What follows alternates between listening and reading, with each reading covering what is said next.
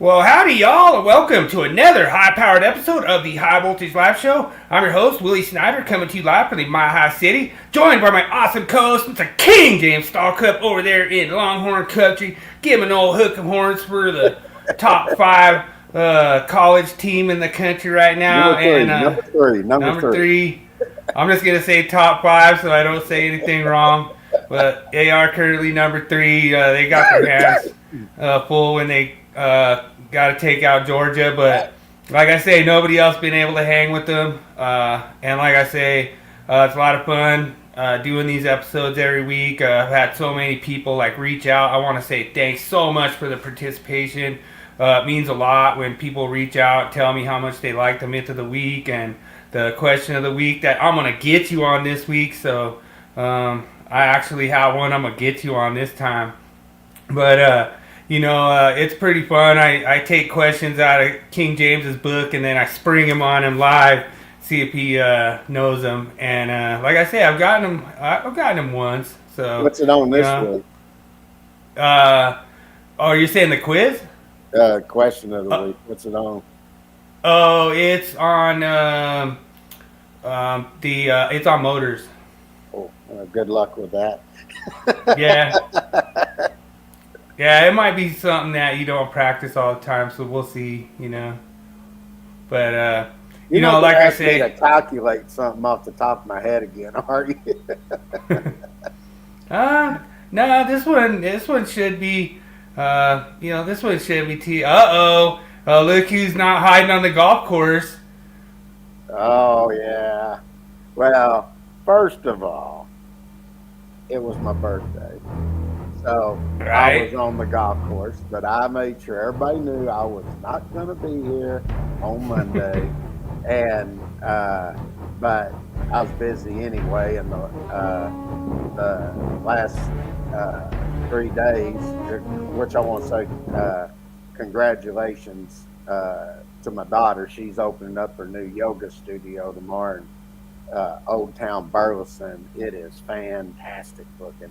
She is so excited, but yesterday I went over. I guess I got there about 3 o'clock, and I think when I talked to you last night it was about 9:30, probably somewhere in there.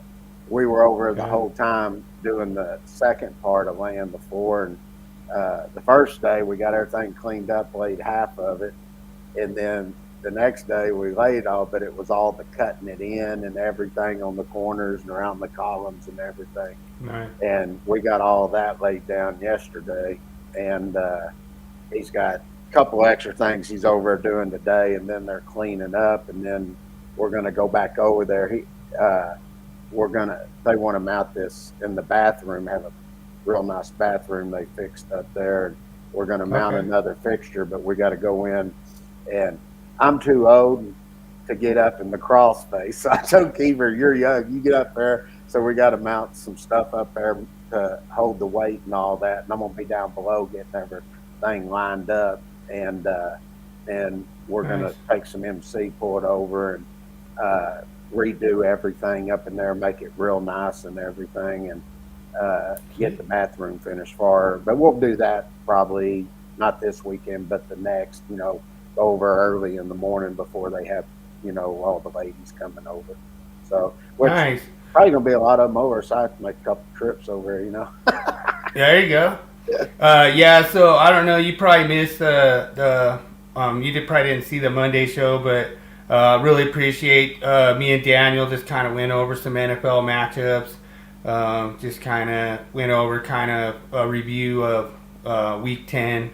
And it was pretty cool. We just kind of hung out. I didn't even think we went a whole hour, but it was cool. I appreciate you showing up, Daniel, and had a good time just kind of hanging out. You didn't leave me the intro for the Monday Morning Coach, so I had to run the regular one, but it's pretty cool. I know how to do it now.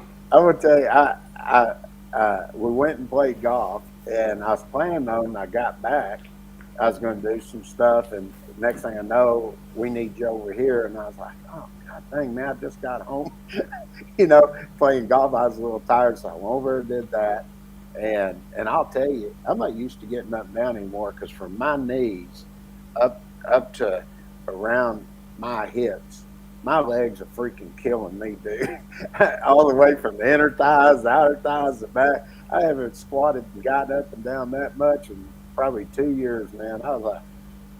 I rode out this morning and there was shit hurting I didn't know could hurt.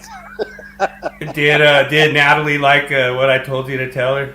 Oh yeah, they were laughing about that. I walked in and Bill told me tell me this, and I walked in and I said, "Hey," I said, "I just want you to know that you're not going to have to pay taxes on my overtime." And they were laughing. They go, "That's right." And Kiefer goes, "We'll just act like we're not paying your time. We'll just go play golf. How about that?" I said, "Okay, that's cool." So, there you go. Nice. Well, I had a pretty funny meme this week. Pretty good one I picked up. Let's roll it and see what the meme of the week is.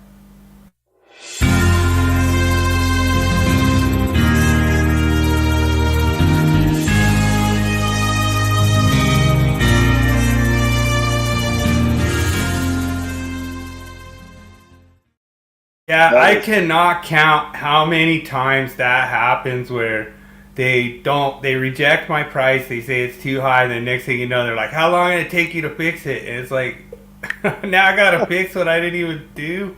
Yeah. You get a lot of homeowners, they go, "That's too much. I'll just do it myself." Then they figure out they don't know what they're doing. And then the price may go up because we don't know what you did and we have to fix. Tracking everything out. If you just left it alone, it'd have been cheaper on you. True. It's just and a lot of times they don't know all the different. Like a lot of times they'll just pull like a 2-wire, and it's like you can't make this work with a 2-wire. You need a 3-wire, and so it's pretty funny. Some of that stuff cracks me up. We've actually come into some townhomes, and I don't know, like they hired some crazy people or something because. I mean, this was just weird. Like, they brought the home run to, like, a ceiling box for, like, the garage. And then they brought a 2-wire down. Well, the code says you got to have a GFCI in there. And you can't put a GFCI with a 2-wire because your home run comes in the ceiling box. Yeah. And, like, even if they would have ran a 3-wire, you still can't do it because you have to have the line and the load to bring the power down. You can't share a neutral on GFCI. And it was a big mess. I mean, and we actually got, since the ceiling was low enough, we actually got the inspector to let us put the GFCI up in the ceiling and, just like put a thing that they have to get a step stool to reset it, Yeah. But, I mean, technically it's a code violation, but we didn't have any other way to do it unless we ripped the walls down, so. Yeah, I was going to tell you, you know how many, I was looking, I think it was 328, but we got like 328 subscribers on YouTube now. Nice. I mean, we're getting close to getting 350 and then go 400, 500, a million. Yeah. Well, don't let it stop you to hit the free subscribe button. It's free, doesn't cost you anything, and you'll get notified when we go live on Thursdays and Mondays. Like I say, Mondays we do the football. Probably the only live stream I've seen out there that does college and NFL breakdowns. Yeah, it's just, we go have fun with it. I do got one shout out. I'm updating right now, but not this Sunday, but maybe next Sunday we may be having a special podcast and showing the new hazardous classified location publication. Nice. And we're real close, and we've already got the illustrations to Article 105, 110, and 120. 120 deals with the lockout tagout for the 70 book, and then we're going to get into Article 130 and then get into Chapter 2 and 3, getting those. But we still have about, I was looking at it, we got about we're probably pretty close to at least 250 more, but I think it's closer to 300 illustrations still left to do, and we've already done probably 80 of them.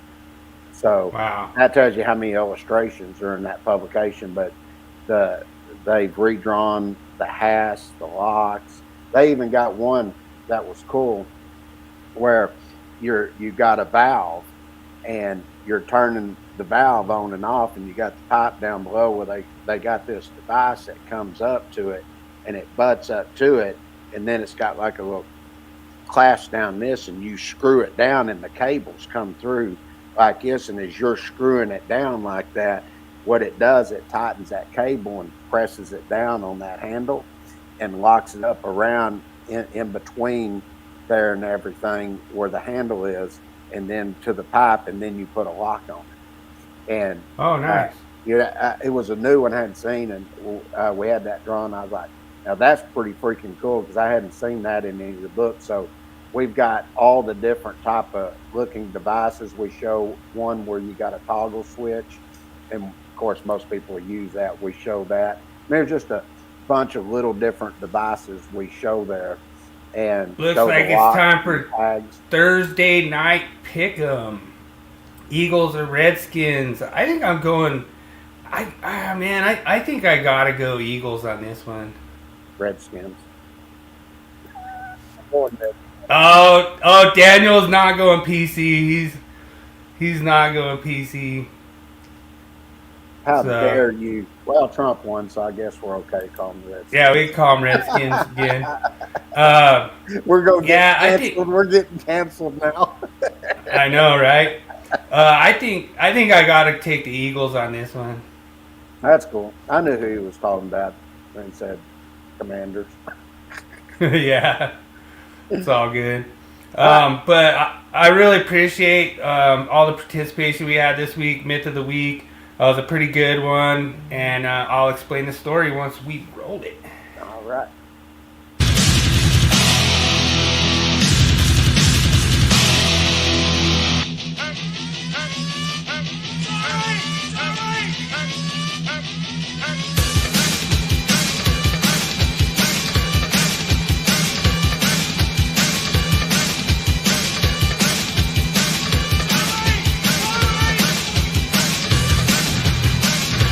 It's time for Myth of the Week.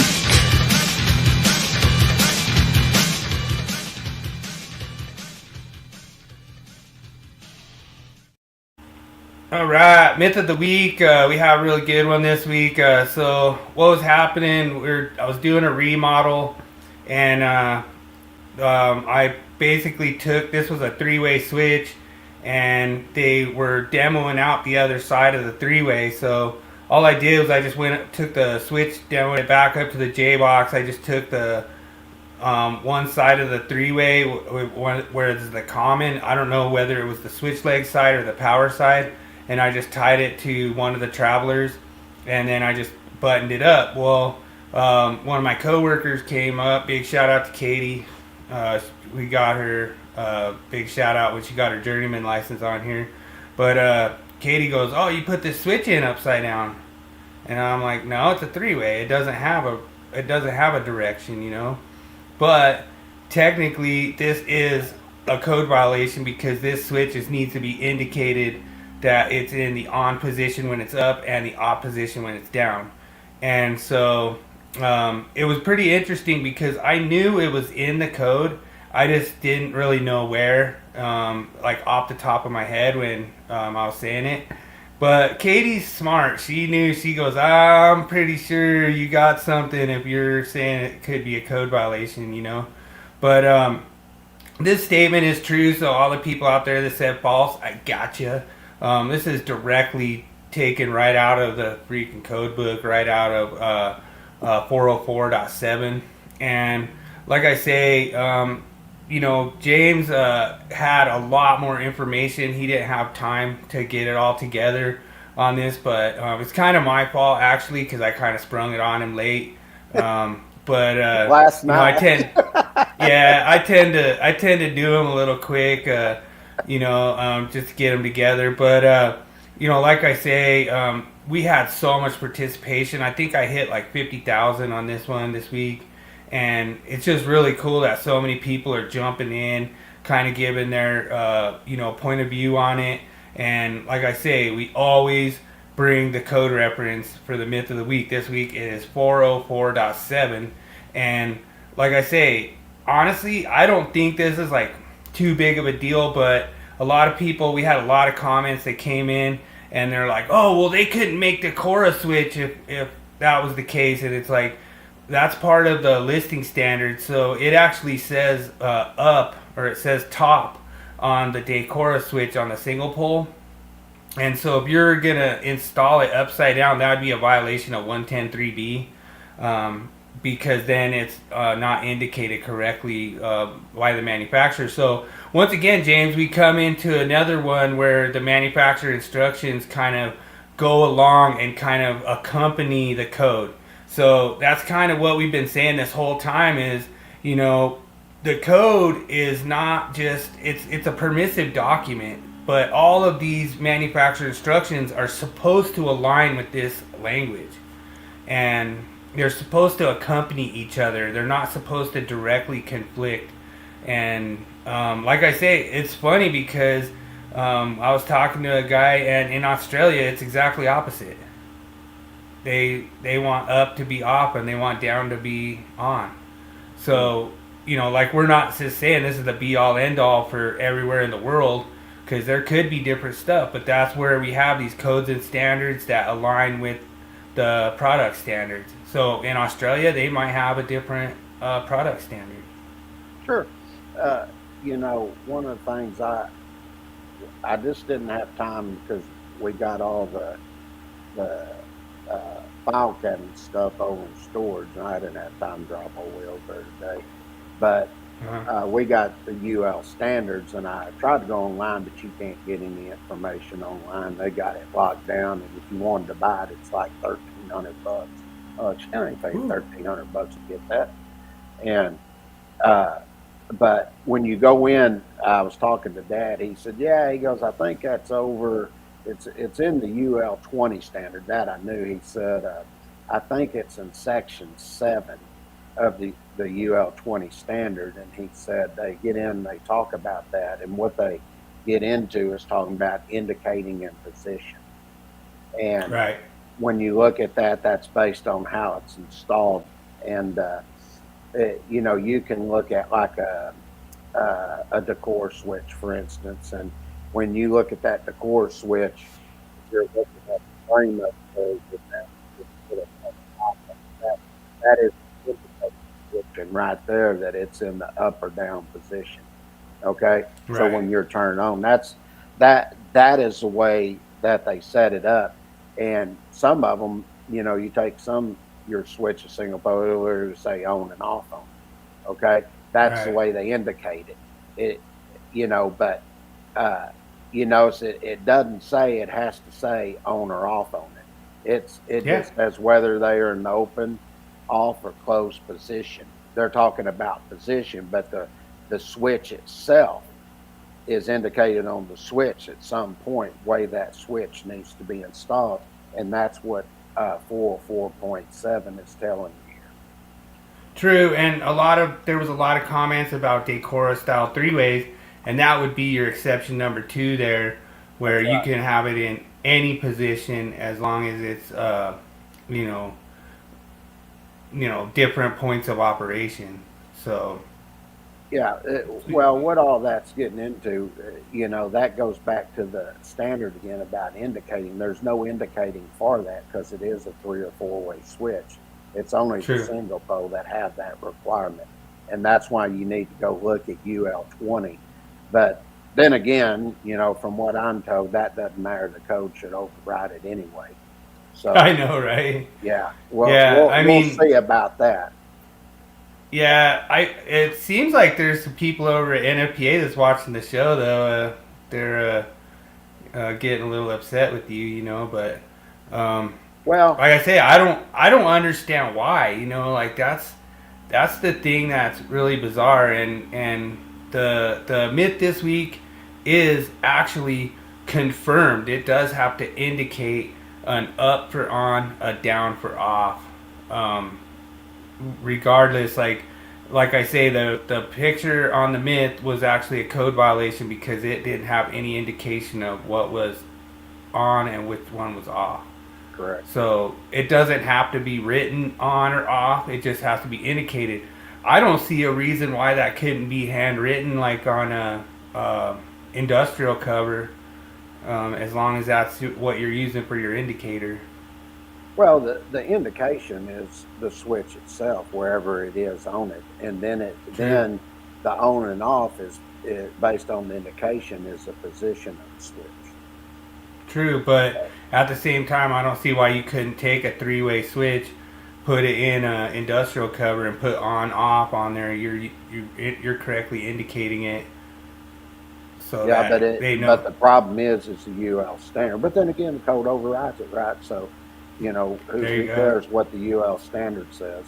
You know. Yeah, that's what gets me is now they're saying it supersedes it, and I think they got a problem here. I think the Standards Council is not going to let that go. I just don't believe it, because that means it's like I said, if you override what the listing and labeling is, and they tell you not to do something, and you're saying, no, the code says this, and it overrides it. Well, if something happens, then the manufacturer washes their hands from it. Well, now who takes the responsibility? Well, if I can tell you, because I've done this many times, the attorney's going to come after the inspection department. They're going to come after anybody that put that in there to override that. Now, then the NEC becomes overriding document and taking responsibility for that. Sure. That I'm just telling you, it doesn't matter if I believe it or not. I'm just telling you what the attorney's going to do. You know, and they will go after whoever. They don't care what what my thought process is, what NFPA is, what all these pundits out there, anybody giving their opinion, they don't really care what you think. They will go after whoever has the money. And I'm just telling you, I've been there. I've seen it. So yeah, I mean, to me, it's really dangerous that they're putting a lot of that liability on. Like I was really surprised. I did not think that they were going to get that much GFCI protection passed for 62554. Like, I thought all my public inputs are supposed to fail. You know what I mean? But then, I got that one to pass, and like I say, I think it's going to cause a lot of problems. I mean, I don't understand. I don't understand why they passed it. Like that one, Bryce Nesbitt was sitting there saying they've had 0 incidents, 0 reports, or 0 incidents of death or injury worldwide on EVSE, and they're still pushing that through. Even for the stuff that's not listed and labeled. Yeah, because they're still providing personnel protection that's compliant worldwide with the worldwide standard. Now all of a sudden you're going to tell me the National Electric Code has a stricter standard than that, and you can't install that equipment anymore? You got to be kidding me. I'm like, what are we going back to? Candles and just going back to caves and stuff, and that's even more dangerous. It just blows me away. I don't understand how they can just have this meritless expansion of Class A just across the board. And like I say, I mean, it's maybe it's good for some people that are making money off it, but like I say, I don't agree with it. I feel that this equipment has to work.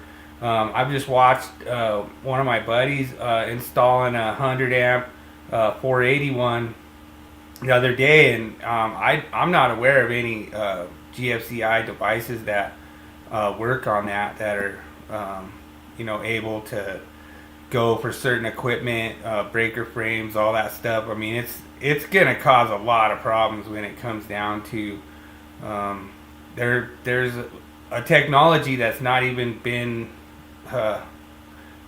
produced yet, and but you got to put it in. GFCIs. Oh, yeah, we got it. We're going to get it. Just we hadn't developed it yet, but you got to trust us.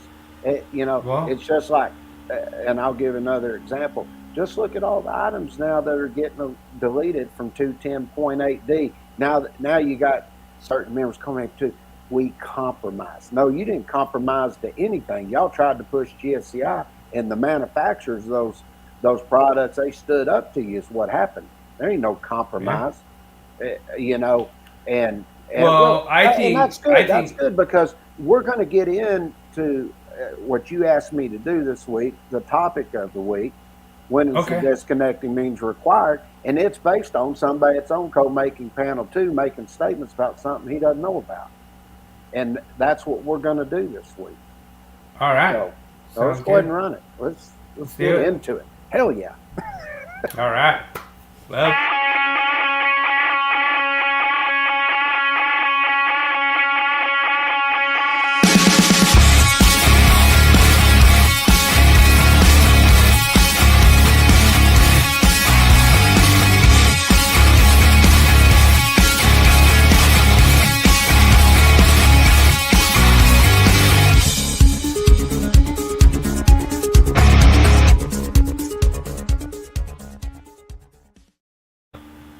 And one of the things I'll say as I'm getting started in this, talking about when is working clearance required, we've had a few of them that come on there, that support the other side. And they basically have told us, anybody can have a podcast and get up and say what they want.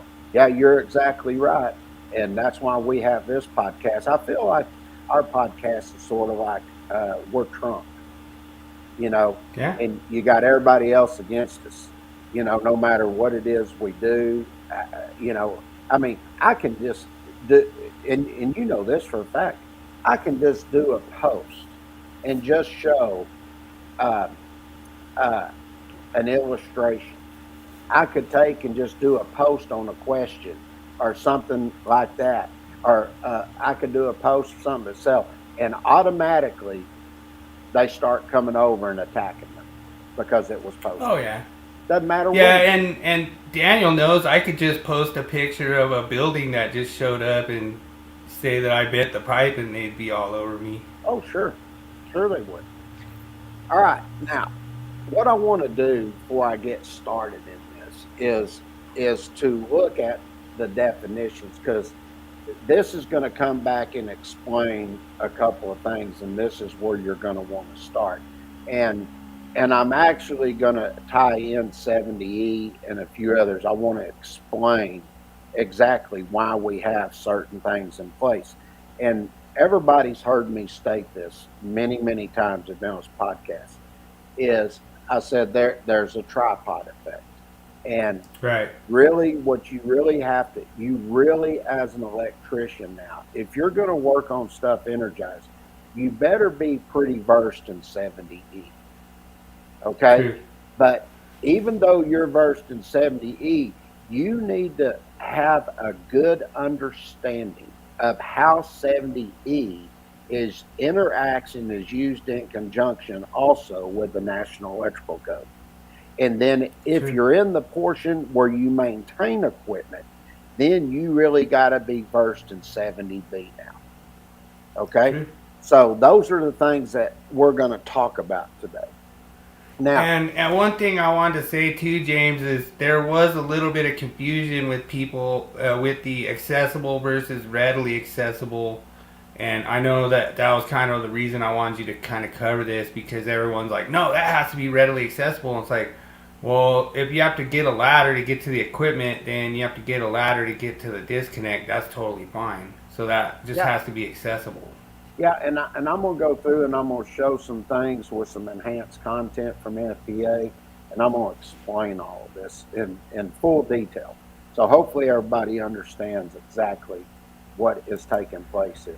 Oh, John Reitz, welcome in, sir. Yeah, John makes a really good point. We do that same thing because it's like, tell the customer, sign the justified energized work permit, and things change a lot. Next thing you know, you have a scheduled shutdown. Yeah. And John knows what I'm talking about when I get into all of this.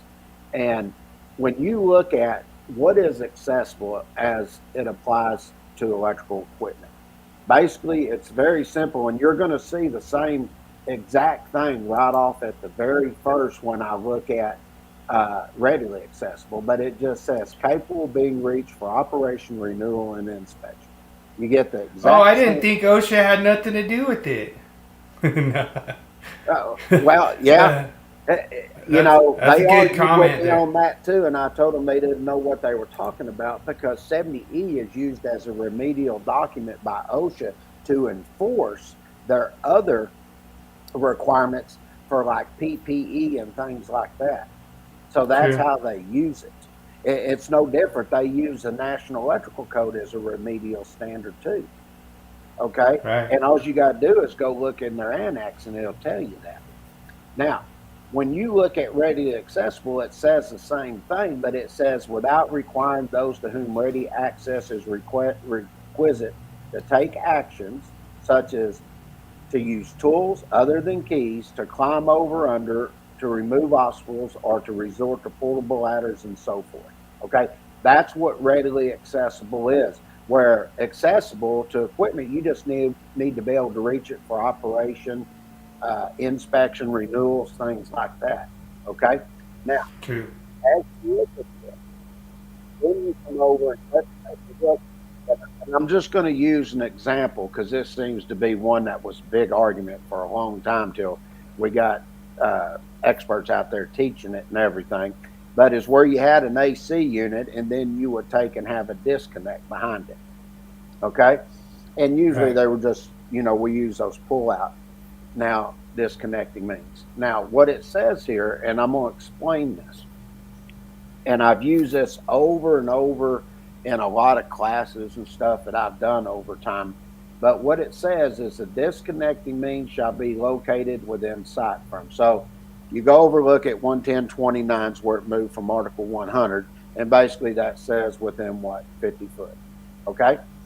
Right. And it says, and readily accessible from the air conditioning or refrigeration equipment. Now, right there, it says readily accessible, and you'll see it mounted right back behind it there. You don't have to climb over anything. You just reach over, open it, and pull it out, and you're fine.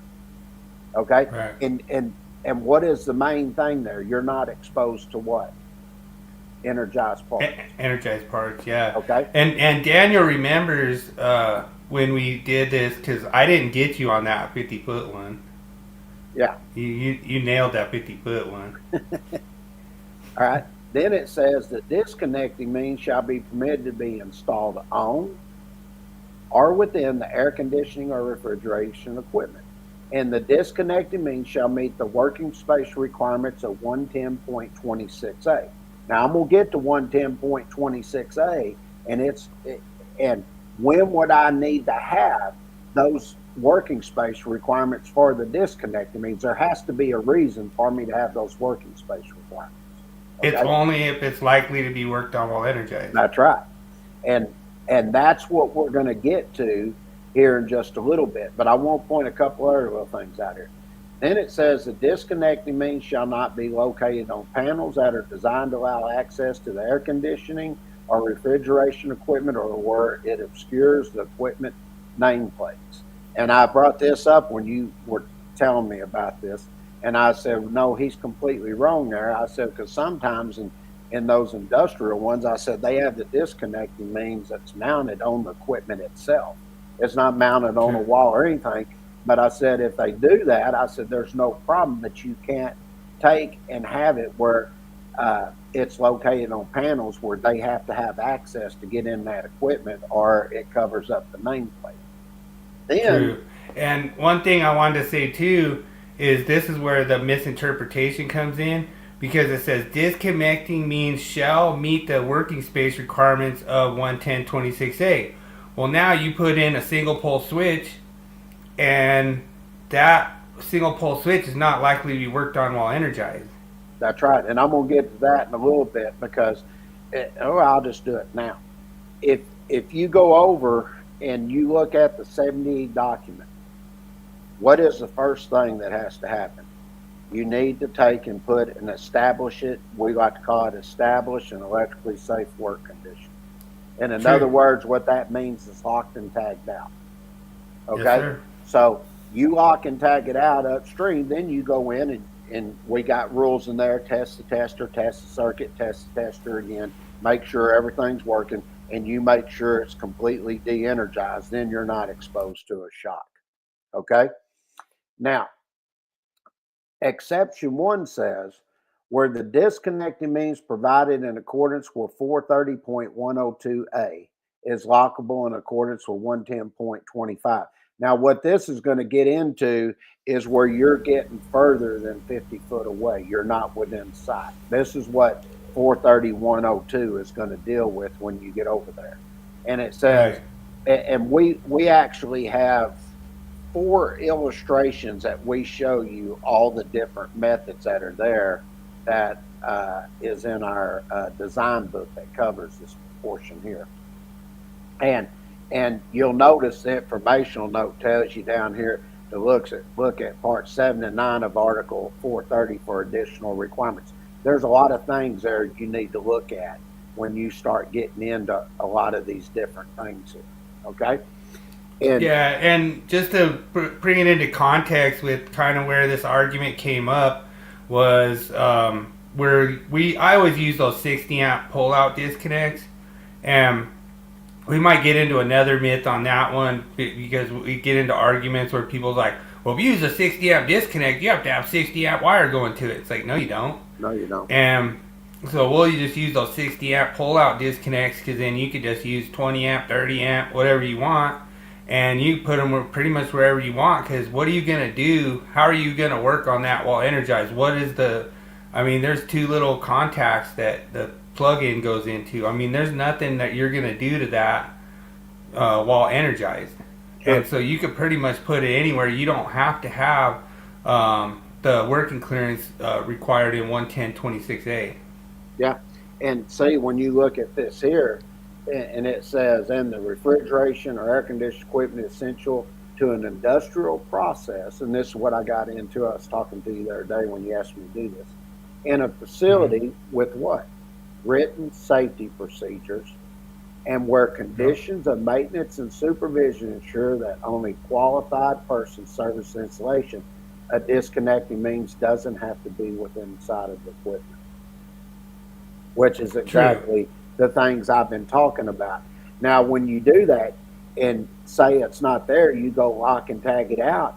Then you go over the equipment and you verify that the equipment is de-energized. And then you start working on it, and you have to worry about shock. Okay? Yeah, that's part of your shock hazard analysis when you go over to 70E and you pick up 130.4 that ties all that in. Yeah, and you can get into the weeds on this one a little bit when you start getting into like over 1,000 volts, because there's some different procedures that you have to do to verify that electrically safe work condition. One of the things that might even turn into another myth is just because the switch is off and the lights are out doesn't mean it's electrically safe work condition. One of the things that we run into out in gas and oil and some of the plants is these motors are spinning at pretty high RPMs, and then once the power goes out, everything's off. Now those motors are still spinning. They go back to a load contribution back into the grid. That's and right. So you have to make sure that those, because they basically turn into a generator at that point. The thing with those is usually there's markings over at the motor that's going to indicate that, to let you know that. True. We ran into it with a PV system, and it says once you de-energize, you have to wait 5 minutes for it to discharge.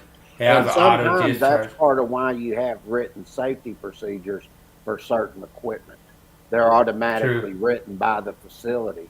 But if you go and they hire somebody to come out and look, well, you need to know these type of things, and that's why you got to look at the equipment to see what the equipment says, and if it says wait 5 minutes, well, you know why.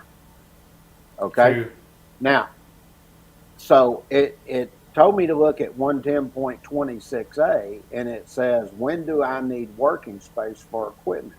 And it says that's operating at 1,000 volts or less to ground and likely to require what? Examination, adjustment, service, or maintenance while it is what? Energized. Now, that's interesting because right below that, you pick up the informational note and it tells you to see what? NFPA 70E. Right. Okay? And these are the things that you got to go look at. Now, This brings up a different thing. Now, if I'm going to work on it while it's energized, then you got to start doing a couple other little things. Now, first of all, the disconnecting means, let's look at the disconnecting means first. The disconnecting means if it's a non-fusible type, there is no reason whatsoever you should ever have to get in that disconnect to work on it while it's energized. Now, True. based And on that, go ahead. even with the fuse, though, that's going to be my argument. Is even with the fuse, you could go and de-energize it, verify it's electrically safe work condition, test the fuse, and put it back and re-energize it on a scheduled shutdown. So I agree with that, but that would have to be something that's written into the procedures, because some will test it while it's still in there. I agree. That's why you got to be careful when you do that particular part. And there are some facilities, they tell you they don't even worry about the disconnecting means at all having clearance, because they have in their written procedures, which takes me right back to here where I'm looking. You'll see this in all different places here. When I get into my written procedures, they'll talk about having safety procedures in place. Okay? True. Now, that's why you got to know 70E, because we talk about different things. You can have written safety procedures, or you can have that are documented, or you can take and have an energized work permit. Okay? So yeah, and ways to go about that. Just to add to what you're saying too, we actually have one, a pretty famous one, where we were working at a place and it was under engineer supervision, and so there wasn't adequate working space. It didn't comply with 11026. But like James was saying, if you have it in your plan that there is not adequate working space there, then you could actually use like blankets or other different procedures to verify that's electrically safe to do the justified energized work. Now out there where we were at, there's no way that, like, if you're working on that while energized, I mean, you have the maintenance switch turned on. There's a whole procedure that you have to do. You have to put shock blankets in there. You have to suit up. Like I say, on that equipment, I thought this was interesting, James. What was the restricted approach boundary with a 40 cal suit on 13.8 out there at the plant, where that picture that I took? What would you guess what the restricted approach boundary was with a 40 cal suit?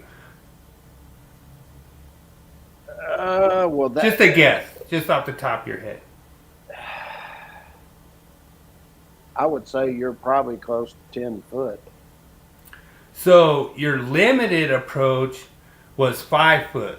Yeah. So you could verify that it was de-energized. You could verify that it's in electrically safe work condition as long as you didn't go within 5 foot. No. So as long as you stayed outside of 5 foot, you didn't need any PPE because you're in the limited approach. What was the arc flash boundary? That one was 5 foot. It was just under 5 foot. So, like, basically. Really? Like 40 cal? Well, no, I'm saying once you go into the restricted approach, that's when you had to have a 40 cal. No, that's not right. You got to establish the arc flash boundary, and anytime you go inside that arc flash boundary, you got to have that cal rating on. Period. Well, like I say, with the covers on, you're not in that restricted approach boundary. Now, if the covers are on, that's under normal operating condition. Matter of fact, true. I think I put this in here. Let me look. Yeah.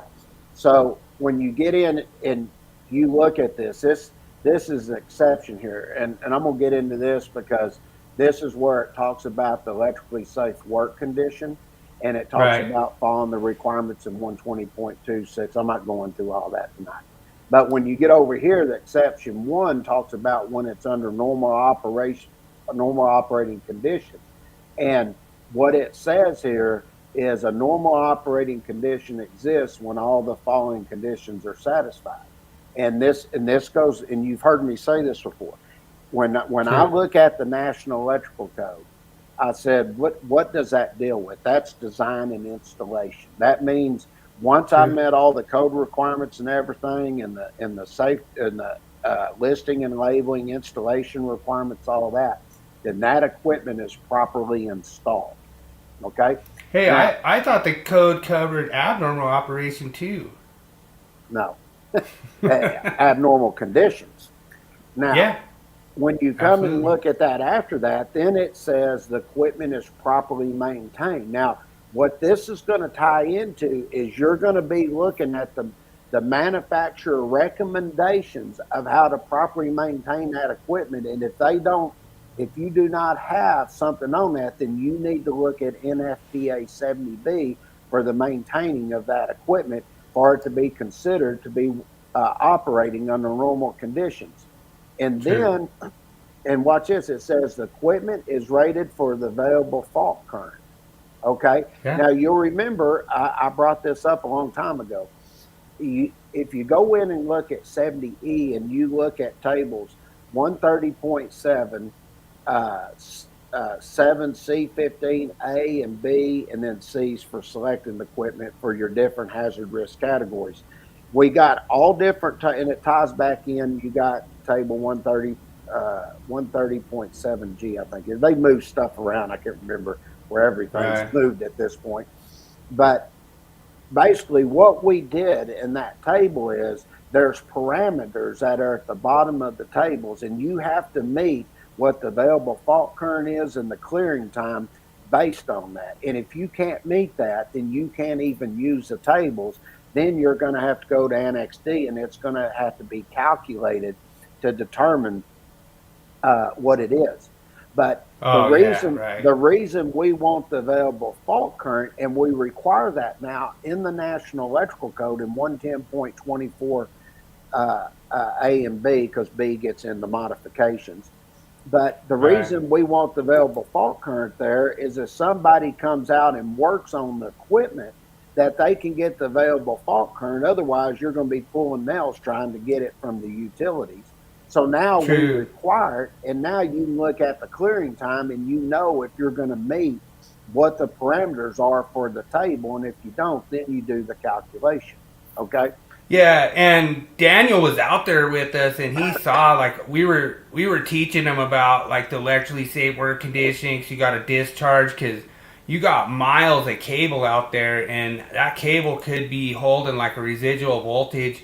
And so you have to discharge those electrons off that cable before it's an electrically safe work condition before you establish it. And Daniel was out there with us, and he saw a lot of that. It is spooky. We're not even supposed to even do nothing with it. Like, I couldn't believe that Ryan Jackson was thinking that we're working on that stuff hot, because I wouldn't go nowhere near that stuff energized with the covers off. I don't even worry about him anymore. You know, he's all talk. I'm not so far as I'm going to go with him. But when you look at the next, now look at this. The equipment is used in accordance with instructions included in the listing and labeling in accordance with the manufacturer's instructions.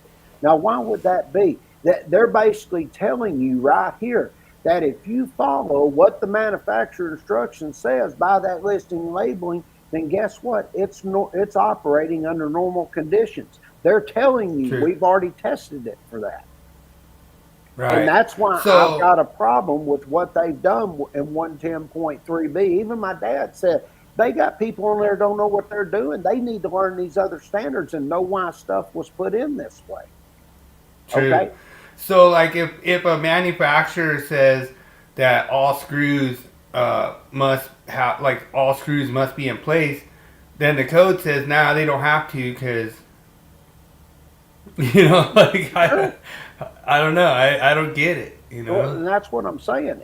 And you look at it, it says equipment doors are closed and secured, all equipment covers are in place and secured, Well, that's under normal operating conditions.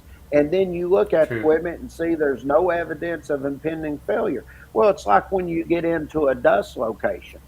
Well, sometimes they got stuff set up in there where they go in and they're cleaning dust off the equipment and all this and not letting the dust get so thick that it would cause the equipment to get too hot. There are True. things that are put in place, and a lot of that is set up through the manufacturer's instructions telling you these True. things. Yeah, Okay. I wouldn't see any way that the code would override that. Um, and that's a good point too. Like when you're in those high dust, some of those dust could be combustible. So when you're operating that equipment for the first time, you got to treat it as if it's in not you have to treat it like it's a not electrically safe work condition. It's abnormal operation when you're operating that for the first time. Exactly right. And that's why when you go in and you look, I mean, it could be gases, vapors, it could be dust. You got all types of dust, and True. uh, all the dust. Guess what? They have minimum ignition temperatures that can Yeah. ignite it. And if you get too much dust on there, that equipment starts getting hot. It could ignite that dust. Dude, I'll tell you what, like you would never think of it, like one of the most explosive dusts out there is flour. Oh Flour yeah. and sugar. Like, I mean, you anything flour and sugar, you don't want nothing to do. Like, that's the most hazardous. I Oh mean, yeah, it is. you basically have a bomb sitting there. That's right, and that's why you got to be careful. But I want to read this. I want to read the enhanced content. Now, watch this. Okay. This is from NFPA. This is not my opinion. This is what they wrote. The intent is to provide enough space for the performance of any of the operations listed without jeopardizing workers. Minimum working space clearances are not required if the equipment is not likely to require examination, adjustment, service, or maintenance while energized. However, working access and working space are still required by the opening paragraph of 110.26.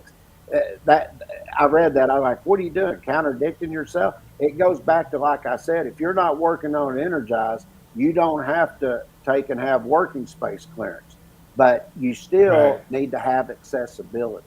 And that's what I was talking about. And that's why I started with those two definitions first, as I was going to explain this. Now, watch True. this, and this ties it in. Now, if I go look and I pick up what is an electrically safe work condition, this is it's just like the National Electrical Code. So this 1, one's out of 70E, right? this is 78. Okay. And if you look at the National Electrical Code and you look at NFPA 70E and you pick up Article 110, it's general requirements. Okay? Okay. So it says, what is the policy? It says an employer shall establish, document, and implement an electrically safe work condition policy that does both the following. First thing it says, requires hazard elimination to be the first priority in the implementation of safety-related work practices. Now, I'm just going to stop right there, and I'm going to go right back to what I stated earlier. The first thing, if I don't have to work on it while it's energized, you have to have a reason, and I may do that next week and go over energized, working on energized when you can, and all that, and a few things with it. But Right. I'm looking at this. My first priority is to implement this to where I have hazard elimination. So if I got a disconnecting means over there, it's non-fusible. There's no reason for me to get in that disconnect while it's energized. So naturally, I'm going to eliminate the hazard that goes to there and to the equipment. And the first thing I'm going to do is to apply Article 120, and I'm going to lock and tag it out. And then I'll do my verification that the voltage has been eliminated by using my tester. Okay? Yeah, and one of the things I'll take a step further, Daniel knows all about this. Daniel's worked for some of these companies, that same companies I work for. We have a zero hot work policy. And there's a lot of them that do have that. We've never had any problems with that. I don't have any problems working on things de-energized. because you shouldn't have any problems isolating areas, verifying electrically safe work condition, working on it, and then doing all the procedures of an abnormal condition to bring it back up. Yeah, it depends on the equipment. Some equipment, based on the way it's designed and stuff, you do have to work on it energized. They don't want it shutting down, and I can understand why they have some of those, but for the most part, I'd say 90% you can shut down. Yeah, I mean, the one thing you have to look at is John Reeds makes a good point. We do this all the time. We just have the customer authorize the justified energized work. Like if they don't want to shut it down, and we make them go through all that paperwork. We made them go through all the stuff that you're required to do in 70E, and guess what? They do a scheduled shutdown. Sure. And then the second one says complies with 110 point. We'll look at that here on the next one. And then I want to look at the informational note number 2. An electrically safe work condition policy could be documented in the employer's electrical safety program or in the employer's management system or similar documentation. So we're giving you different ways to set this up in order to implement and establish and document an electrically safe work condition. Okay? Right. Now, when you look at B here, it says when required. It is energized work, and that's why you still have to be suited up and everything, but depending on what's there, of course, and what you're required to wear. And then you verify that it's de-energized, then you don't have to be wearing everything at that point. Yeah, because you're entering that restricted approach boundary to verify. And I'll get into all of I'll do one next week and go through more of this. Now, it says when required, it says energized electrical conductors and circuit parts operating at voltages equal to or greater than 50 volts shall be put in an electrically safe work condition before an employee performs work if any of the following conditions exist. Okay? Anytime the employee is within the limited approach boundary, an employee interacts with equipment where conductors or circuit parts are not exposed, but an increased likelihood of injury from exposure to an arc flash hazard exists. And that goes back to everything I was saying is when do you have to concern yourself? And I love my favorite phrase throughout 70, and I've made this, and Bill will confirm I've stated this. Yeah. We don't care who you are. We do not call any specific people out or anything. We tell you anytime that you're going into an area where energized work's going to be performed, even if you're an inspector, if you go inside that area where energized work is being done and you're doing an inspection and it's energized, guess what? You need to suit up. True. Okay? And I think and all of this is I'll even take it a step further. Is that's part of the qualification of being a qualified person. So just because you're an inspector doesn't make you qualified in 70E. That's exactly correct. You know, it was interesting because I did a course when 70E was first. We were coming out with all the arc flash and stuff, and I did it over at UTA. It was over at the college's BPI, Building Professional Institute, and we have all the inspectors from Texas come in. I mean, by the end of that, there were thousands of inspectors from all trades that come over there. We did electrical, building, everything, energy codes, all of that stuff. And I was actually the moderator. I set up all the courses and stuff. And Gary Jones, he was actually the chief electrical inspector after my dad in Fort Worth. And he asked me, he goes, will you do a 70E class? He goes, we got a lot of people don't really understand it. And I said, oh, yeah, I'll do it.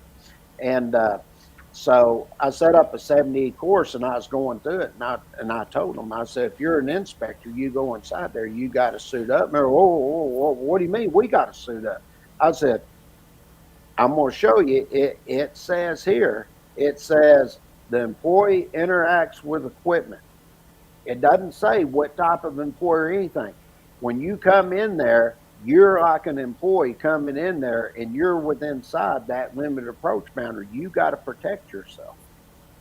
And I said, Yeah, and I've been guilty of this, arguing with you a little bit about this, like removing the dead front, while energized and stuff. And like I say, to me, in my head, you're not exposing live parts, but in your head, it's increasing the likelihood of something happening. that's right. You have to think of it this way: the potential exists, regardless True. if you don't think it's there. It's there, and that's the True. way they look at this. And I can tell you, because I've sat in the committees, I've listened to all the arguments and everything that were being made, and that was the conclusion. And matter of fact, if True. you don't believe me, just go back and you can get our 70 publication. We actually had there, because they were making so many changes for 3 cycles in a row, we actually did a 70E changes book. We were the only ones that have ever done that. And we did it because we realized it was there. Of course, we never do anything new, And what Paul say, we're not original, but we're the only ones that ever did that. So yeah, you guys, like, everyone just copied you because you weren't original. yeah. But the one thing I want to add to this, and this is kind of why I wanted you to run this. We ran into this situation before where, let's just say, a piece of equipment has like a hinged panel where it's able to be swung open to verify the absence of voltage. Is that something where you still gotta suit up, wear your PPE? If you can verify that there's, and have it in the written procedures, there's no exposed energized parts or anything, you're good to go. Matter of fact, I've seen where they've taken and they have panel doors and stuff, and they've gone in and mounted plexiglass and stuff around there so you wouldn't have exposure once it's Gotcha. open. So there are things that can be put in place to take care of that. I've seen where they've done panel boards and they take the cover off. They've had plexi that's been mounted in there, and then they actually have little holes that are in there where you can actually stick your tester in to test the circuit. So that's not considered exposed work? No, that's not exposed. Okay. The only thing you would have to do is look at it. If it's just a basic panel board, you probably don't have any real exposure there that you have to worry about as far as an arc flash is concerned. But you get into some bigger equipment stuff, something could happen that plexiglass ain't going to do nothing. Yeah, you know what I mean? I agree. It depends on what you're getting into. So I can't just give a flat statement on just every piece of equipment. It actually depends on the equipment and what the arc flash value, and just not the arc flash, but you also got to worry about what the blast potential is. And the clearing time of the that device. All deals in with the blast and everything. So. All right. Well, this is to be continued. We didn't really cover everything on that, but dude, that was awesome, man. That's appreciate you bringing your expertise in on this. It looks like everyone's kind of fired up to do the quiz. You want to go roll the quiz? Yeah, let's roll it up. Here we go.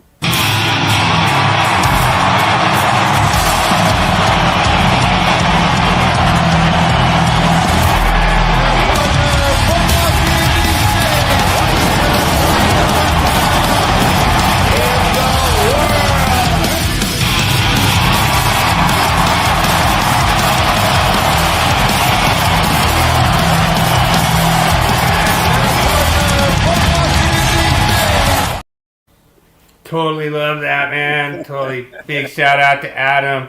If you guys want to check out a really awesome channel, go check out Team SOS channel on YouTube. All right, here we go, Daniel. Better be ready. What animal has the largest eyes relative to its body size? Is it A, blue whale? Is it B, giant squid? Is it C, tarsier? Is it D, owl? Or is it E, lemur? Good luck, everyone.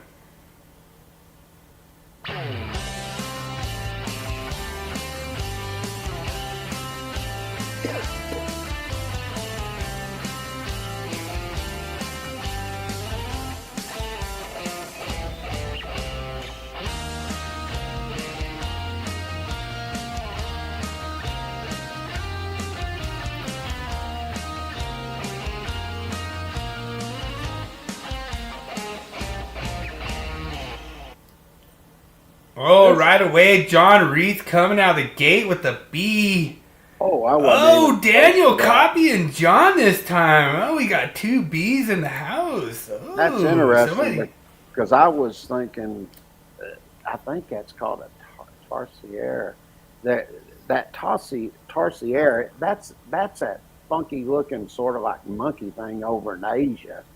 It's sort of. If I remember seeing something on that one time, he's got really big eyes, or that animal has really big eyes Really bigger than a compared to squid its eye? body size. But the interesting thing about it, it's a nocturnal. Its eyes, when it turns its head, its eyes don't move, and they actually hunt insects at night. It's a nocturnal looking, like a freaky looking monkey sort of, and they're not that big because giant squids. I mean, they got big eyes, but man, them giant squids have long bodies compared to its body. I'm gonna go with C. Yeah. I was I going mean, what with are C they? or D What, was the ones. what I are they really was calling a squid's body though? It's got like a lot of tentacles, but that doesn't really count as I'm part gonna of its go with body. C. I think it's a I wouldn't say. tarsier. All right, well, I got some bad news for John and Daniel. King James is right with question number 1. It's a tarsier. I don't know. It started tonight. I pronounce it like Texas, like it's a tarsier. Tarsier. There you go. All right. All right. So, Let's see the next one is. Question number 2. Which animal's heart is in its head? Is it A, octopus? Is it B, shrimp? Is it C, squid? Is it D, starfish? Or is it E, a hammerhead shark? Good luck, everyone.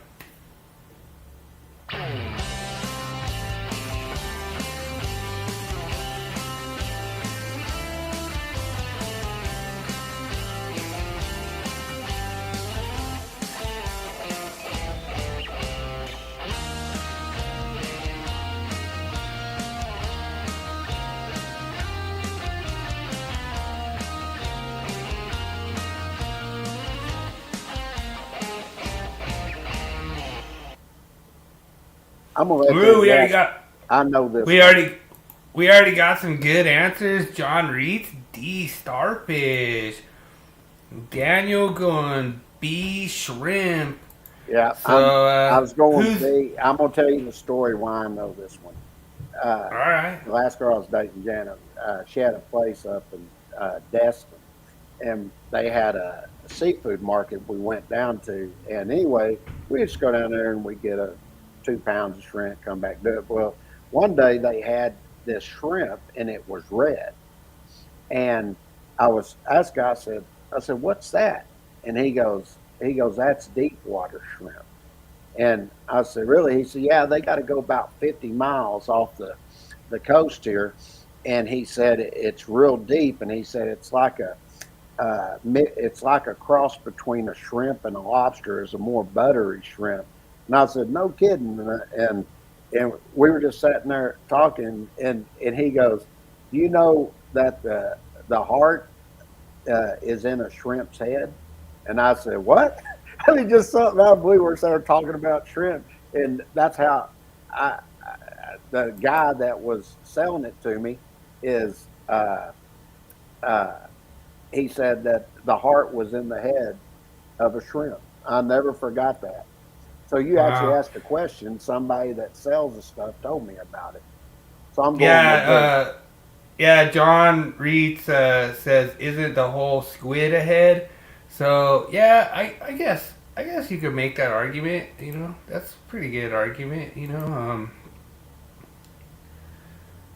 Yeah, yeah. You know, yeah. He's got some stories, and it's a good thing that he decided to copy Daniel because he is correct. It was B, shrimp. So good yeah. answer, Daniel. King James 2-1 on the great Daniel already. You know, it's funny. A lot of the questions he's asked, I've been there. I've seen it because when I did all my traveling, teaching and stuff, I used to take a couple of days and go see things. and I knew a lot of the history and stuff. And then sometimes I just pick up random things like that because I'm the type of person, I talk to everybody. It's just part of my MO, and cut up with people. And this guy that we were just there talking about freaking shrimp, he told me some other things about shrimp that was interesting. But yeah, I never forgot him telling me. I was like, really, the heart is in the head. I was like, that's something. So anyway. Yeah. Okay. All right. So, which animal can hold its breath the longest? Is it A, sperm whale? Is it B, sea turtle? Is it C, elephant seal? Is it D, penguin? Or is it E, the toad? Good luck, everyone.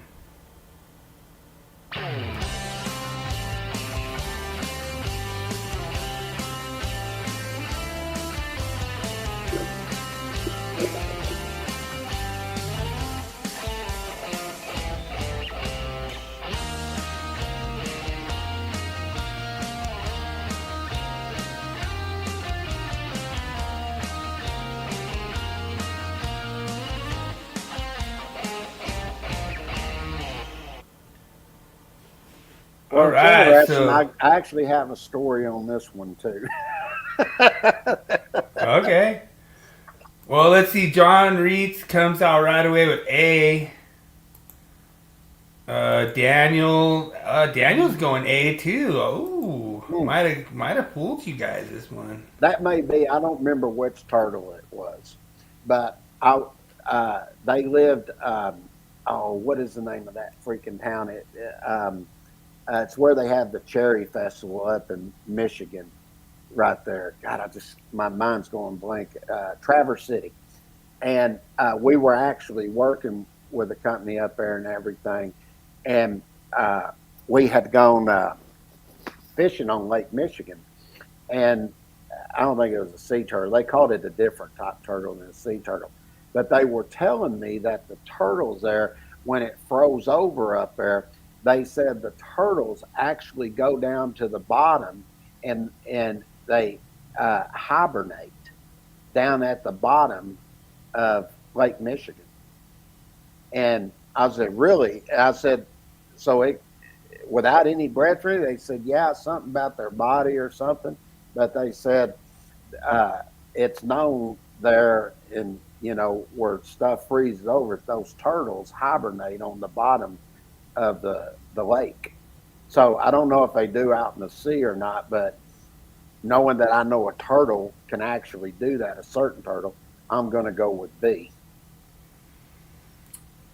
Ooh, it looks like King James is going outside the the regular thing, and I have to tell you, King James, you are wrong. The answer is A. So, the reason that the sea turtles, they're when they do the hibernation thing, they're not actually breathing. They actually, what happens is they slow down their heartbeat. They actually become almost like a dormant state. So they're not actually breathing. They're not holding their breath.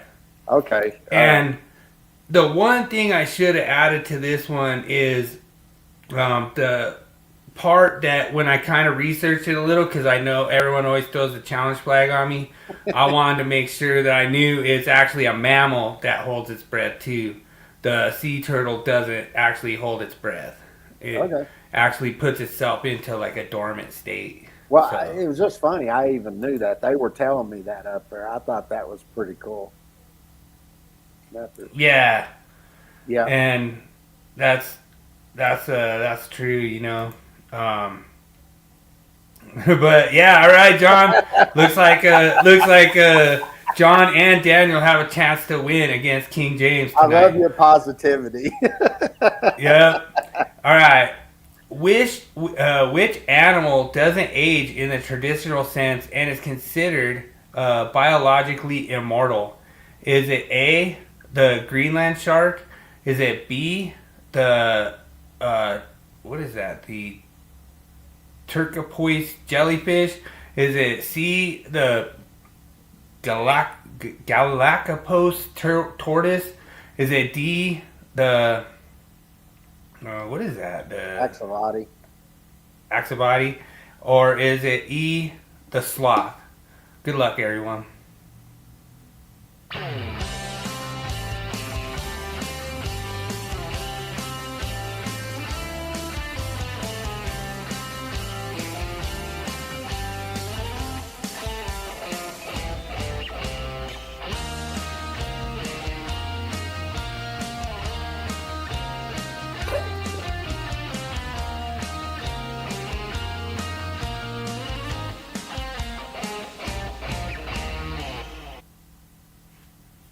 Well, this will be interesting, and Bill knows this 100% fact. I'm into health and all of that stuff, and I do a lot of research and things like that. And I remember them going through, and they, I take a lot of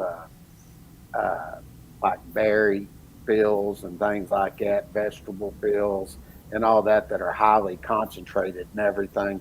And it was interesting because we actually had last night a lady come by as we were working on my daughter's thing. They actually have these patches that have stem cells in them, and they put these patches on, and they're supposed to heal them. Well, Okay. one of the things we were talking, they go in and they look at these animals and things they can do and all of that, and how some can withstand this, the heat, some the cold, and all that. Well, the one that is considered biologically immortal, and I don't know if it's the right one, but I know it's a jellyfish.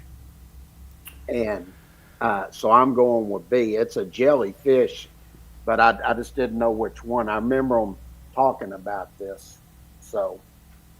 Well, I guess you're pretty sure that's the right jellyfish that you're talking about, but you're going to go ahead and copy John Reetz's answer, and you guys are correct, so we have a tie game tonight, so awesome. Daniel has a correct answer, so only one wrong between all you guys, so that's awesome. Thanks so much for jumping in here.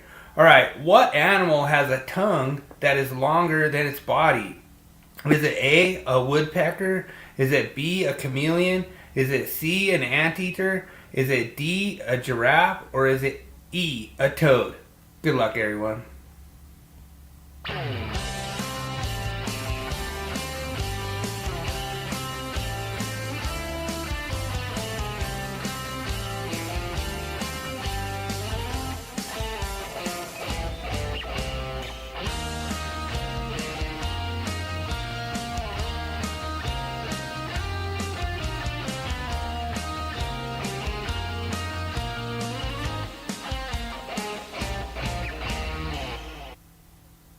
All right, so this has to be like the tiebreaker tonight. This has to be the point where I get somebody tonight. If I'm not mistaken on this, and I'm between B and E because in relationship to its body. If it wasn't for that, I would have. John Reed is going E. I'm gonna flip John. the coin. Oh, never know. King James might just flip a coin and copy your answer. I got head, so that'll be B, a chameleon.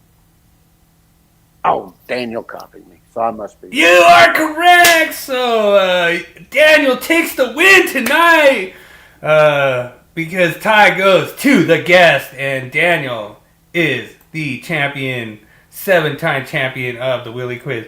Just to let you know, Daniel, you will always be the 7-time champion because you never go up or down on the amount. You're just always gonna be. Everyone knows I roll 7, so it's just always gonna be 7. So I knew it was based on relationship to the size. That'd be the chameleon or toad. What was the difference in the tongue lengths on them? They're all pretty close. Yeah, dude. Awesome, John. Thanks for joining in, dude. Yeah, that's so much fun. They're all really close. Like, what I do is I go like the first place, the second place, the third place, the fourth place. You know what I mean? So they're all in there so that, and I really do want to like kind of change it up when I do it from now on. It's not going to be like the number 1. It'll be like the number 2 or the number 3. And so I'm going to get you, man. And like I say, Daniel. Daniel had a nice win tonight, so I'll have to give it to Daniel. Dude, Daniel showed up for Monday night, and you did not. So, hey, John, sometimes he'll do a quiz on something. I have no freaking clue on any of them. I might get one or two. True. That happened, last week? I get two? I didn't have no freaking Oh, yeah, I did license plates, wasn't it? Yeah, I'm guessing. I had no idea. I just did process of elimination, hoping I'd get them. Yeah. I love when you pick my bullshit answers. I'm just like, boom, got him. Yeah. So, I do.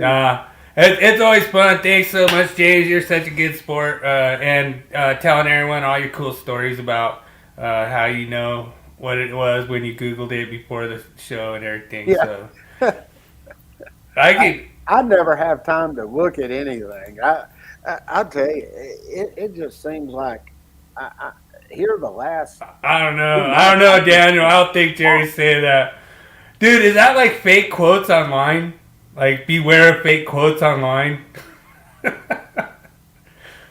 If he said that, he's like Biden. He's become senile. Dude, didn't Jerry leave the game last week? It wouldn't surprise me. I think he left the game. I don't know. But, like I say, I really have high hopes for the Cowboys to get CeeDee Lamb some touchdowns and some catches. Maybe like 2 touchdowns, about 110 yards or something for my fantasy. But that's where I'm at. Like, CD, tear it up. CD. Got you, bro. I don't know. When you said that they're going with Rush again, I was kind of disappointed because I know that rookie that they got, he wants to throw it to CD. Yeah. Hey, have you guys thought about investing in shades? Because, you get the sunlight coming in. You might want to put some shades on your stadium there. Oh, there you go. See? Dude, King James could have caught that ball. CD didn't even see, but they need a little button on their helmet. They can tap it and it shades it for them. I was telling King James that the Sun is the best defensive back in the freaking all-time football, all-time the best defender. Like, every time it gets lost in the sun, they don't catch it. But got to put them shades on, Dave. Yeah, but let's go ahead and roll into the tool. Everyone's welcome to hang out with them.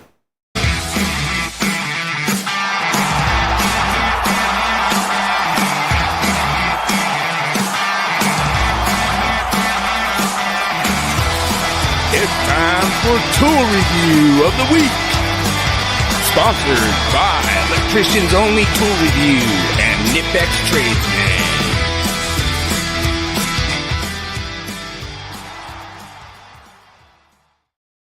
All right, we're going a little red this week. Went to the DeWalt last week, and this week is the baddest circular saw you'll see out there.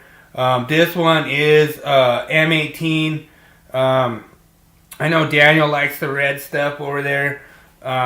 This one, I have to buy a circular saw, and I'm actually debating between Milwaukee or DeWalt. And I don't know, this one actually seems to have a lot more power. For the M18, I was actually impressed. The only thing I really don't like about the Milwaukee is the batteries. They don't seem to hold a charge as long, and like I say, every time, and this, Lemonhead could attest to this one. I would be like, "Hey, Lemonhead, let me use your drill." And he'd be like, "All right, just grab a battery and use my drill." And I'd be like, "All right." And there's 4 batteries. One's on the drill. There's 4 batteries. So let's just say 5 batteries, and not a single one has charge. I'm like, really? Let's go get my drill. And so, like I say, I really like this product. I think it really works great for one of the, I really like the way Milwaukee's been improving their power tools. They've been really just getting them more usable, way easier to use, lighter. It's only the M18, so it should work great. like I say, this is gonna be in my consideration when I go to buy a circular saw. Like I say, I do commercial, industrial, so I don't really need a circular saw much. But I really do like to have a circular saw when I'm doing stuff around the house, and so this is gonna be in my consideration of tools that I might purchase. And like I say, it's a new product from Milwaukee, and it's a little bit more heavier duty than some of the other circular saws they put up in the past. I know you've seen that before too, James. The circular saws that are a little more rinky-dinky. I think this is like an 8-inch possibly or a 6-inch. It's a little bit bigger blade, and it's more heavy duty. So we're trying to get into some of those big boy tools for you guys out there, industrial guys out there like me. Yeah, it was interesting because we were doing some stuff over at Natalie's new studio, and he had one circular saw we were using, but it was a Craftsman. So okay. It worked great. Yeah. It was good, good product. I didn't have no problem Yeah. with it. Not gonna make the tour review. No, I'm just kidding. I'm just kidding. Fanboy. No, I'm just kidding. All right. I think I'm gonna get you on this one, bro. Like, dude, Daniel, be witness to this one. I think I'm getting him. Let's see what you got here. I think I got little trickery. Allowed start running or necessary maximum setting. You ain't getting me on this one. Hate to tell you, but you're doing the maximum. I'll even tell you the section. It's 430.52C3, and the maximum setting you can go up to is 1,700%, and that will be an exception 2 and or exception to take care of that. James, man, you should have read better, but you are correct. It is 1,700. But dude, it was funny because I got Juan Gonzalez on this one, and he goes, "It's 1,300. What am I doing wrong?" And I'm like, "You got to read because it says other than." Go down. It says other than that. Right. So I don't know. Like I say, I might have had you like sweating for a second. I might have had you sweating a little bit. You might have been sweating just a smidge, No, I've done that calculation too many times in our book, and we started off and worked it down. Dude, John, John was like, take it, it's not even in the table. It's not even in the table. How's it? It was funny because I was like, tune in, John, tune in. But it's funny because that's where you come into that other section where you can exceed the table. That's right. And that's the whole reason they had to put that in there. Well, you got the table, you got 2 maximums by what Jeremy says. It even says in there as long as it starts. Yeah, that's right. I mean, it makes sense. But yeah. Yeah. But I'm really sorry to all the viewers out there that I did not get King James. And yes, I agree with you, John. It is ridiculous. It's ridiculous. I should be able to get him from time to time, but I'm going to keep trying. I know there's parts of his book he doesn't know, so I'm going to keep looking. But eventually, because Senior made the questions, and so what I'm going to do is I'm gonna just have somebody call up Senior and be like, "Hey, can you tell James to quit talking about this on his show? Because Bill wants to get him, and can he pretend like he doesn't know it or something? Like I don't know. I'll figure out some way around it. People always ask me, "How do you remember all that?" Well, for one, I do have a really good memory, but I've only edited the books probably like 10 times. And I go through, read everything. I check all the sections to make, and when you're doing it over and over and over and over again, and you've got, 12 publications, and you got to check all that. It's like, they say, how can you remember what's in 70E? Well, I'm about to update the new 70E. I'll get all the new sections down and everything. We're working on it right now. But you can ask me a question on 70E. I can pretty much tell you where it is.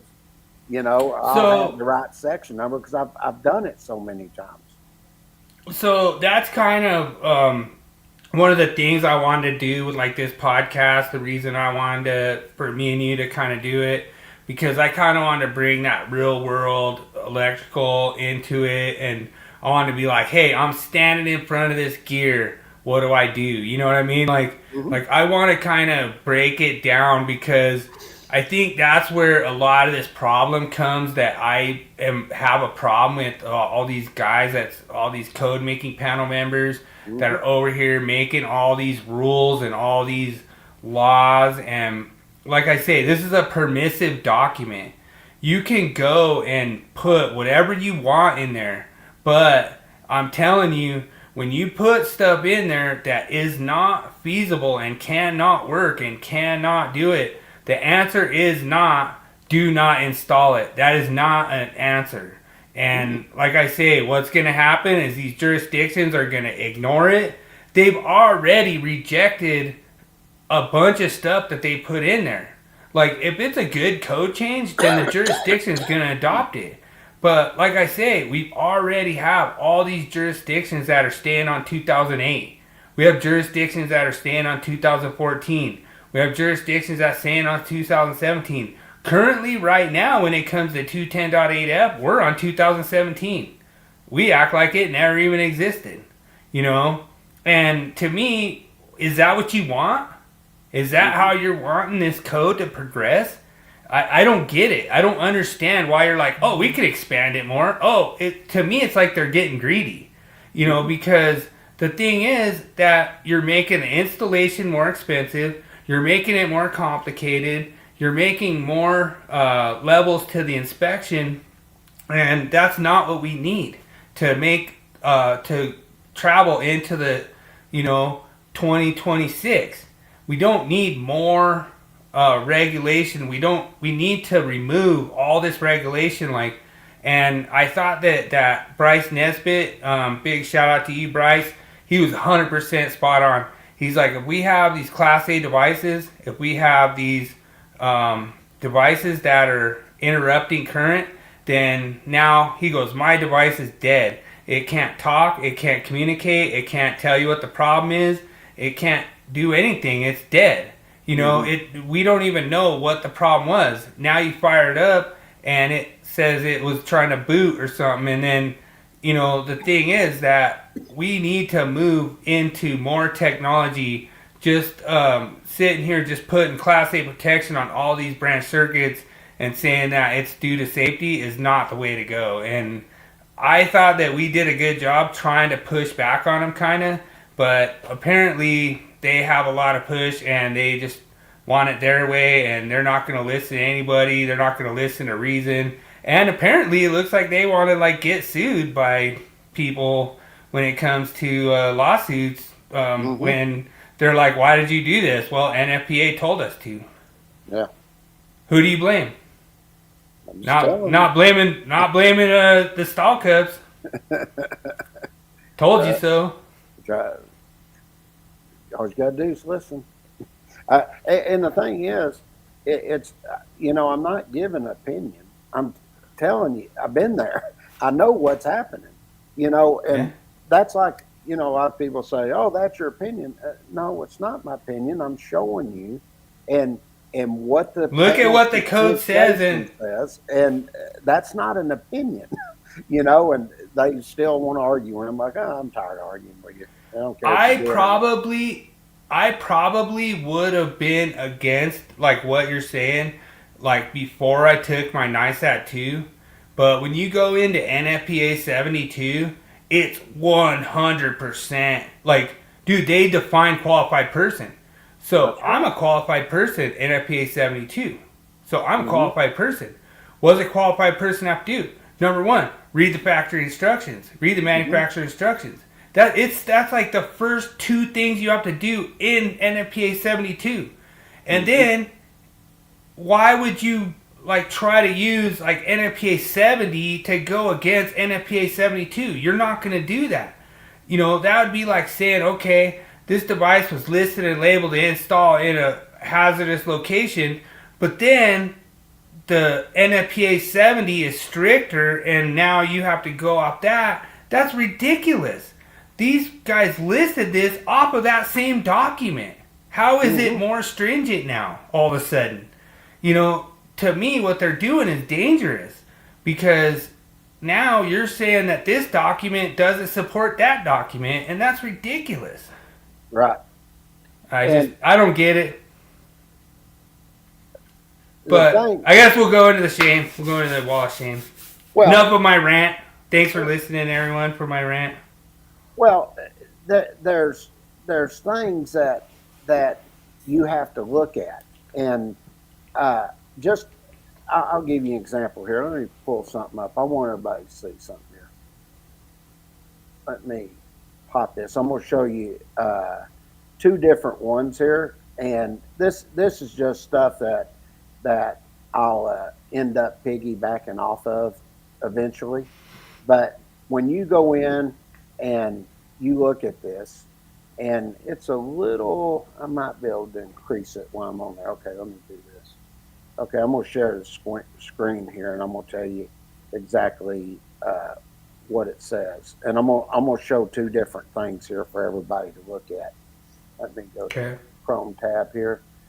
Okay, first thing I'm going to do, I'm going to look at NFPA links so everybody can see this.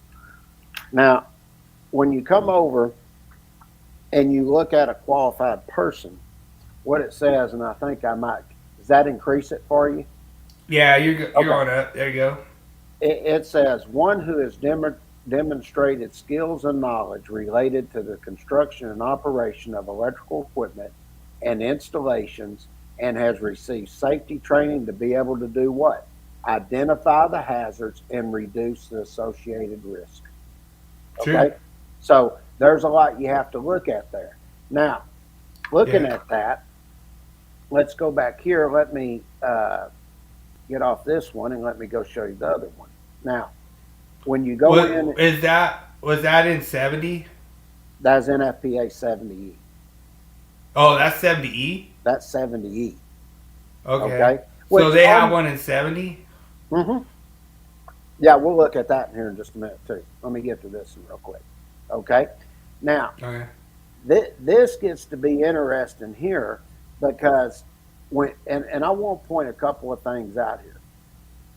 When OSHA is taken and they look at a qualified person, let me get down here a little ways. I just pulled it up. Okay. Now, look at this. Let me increase it just a little. Okay. It says here, one who has received training in and has demonstrated skills and knowledge in the construction and operation of electrical equipment and installation and hazards involved. It almost is similar to reading the definition in 70E. But this is where it gets interesting because they actually have two notes to theirs. They want you to consider these things. It says, so that's in OSHA? This is an OSHA 1910.399 is where you're going to pick up the definition. I didn't think that had anything to do with anything. When they find you, you find out. It says whether an employee is considered to be a qualified person will depend on various circumstances in the working places. And they give you an example. For example, it is possible and in fact likely for an individual to be considered qualified with regard to certain equipment in the workplace, but unqualified as to other equipment. And that gets into their training requirements over 1910.332B3. And you've heard me say this.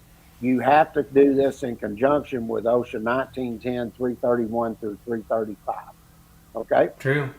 Then it says an employee who is undergoing on-the-job training and who, in the course of such training, has demonstrated an ability to perform duties safely at his or her level of training and who is under the direct supervision of a qualified person is considered to be a qualified person for the performance of those duties. Dude, that's my myth next week. That's my myth. When are you an electrician? Yeah, well, and they look at it a little bit different depending on how how it's set up, and that's what I'm saying. That's why it's important. True. You have to take, and you've got to look at the 70E definition. You got to look at the National Electrical Code definition, and you also have to take and look at the OSHA definition, because I'm telling you, the OSHA definition is going to apply. They come out, they don't care what you think. They're following their own rules.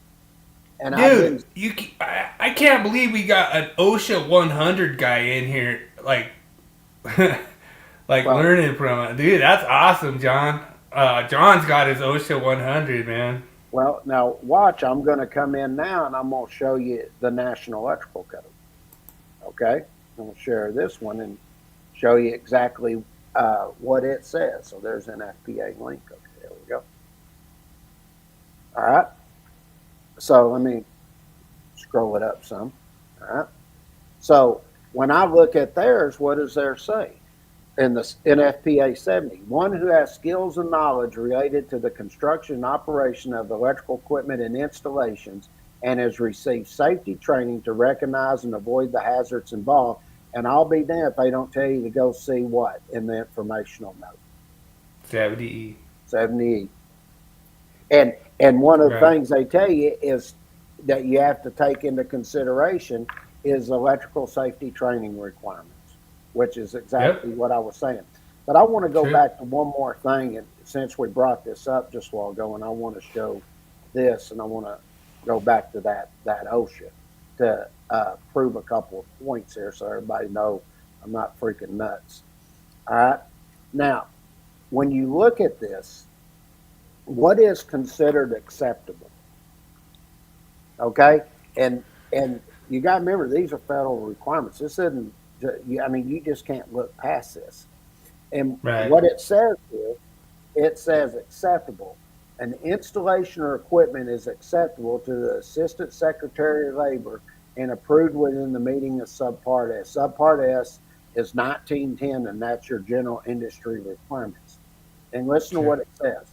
If it is accepted or certified or listed or labeled or otherwise determined to be safe by a nationally recognized testing laboratory recognized pursuant, looky there, 1910.7.